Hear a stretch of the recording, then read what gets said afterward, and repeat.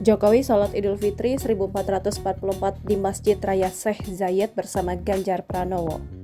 Presiden Joko Widodo dan Gubernur Jawa Tengah Ganjar Pranowo melaksanakan sholat Idul Fitri 1444 Hijriah di Masjid Raya Syekh Zayed, Kota Solo, Jawa Tengah.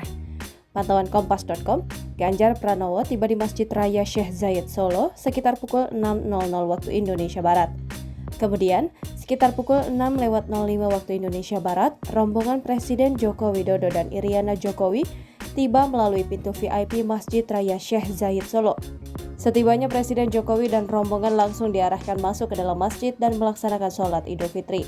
Deputi Bidang Protokol, Pers, dan Media Sekretariat Presiden, Bey Mahmudin menjelaskan bahwa sholat Id tersebut akan diikuti juga oleh keluarga Presiden Jokowi. Sholat Idul Fitri ini diimami oleh Kiai Haji Agus Ma'arif. Sedangkan untuk khotib adalah Kiai Haji Abdul Karim. Sementara itu, masyarakat umum yang akan mengikuti sholat sudah berdatangan pada pukul 5.00 waktu Indonesia Barat. Pantauan Kompas.com, sebelum masuk, para jamaah diwajibkan melakukan pengecekan seluruh badan dan bawaannya sebelum masuk ke kawasan masjid. Jangan lupa subscribe, share, komen, dan like ya!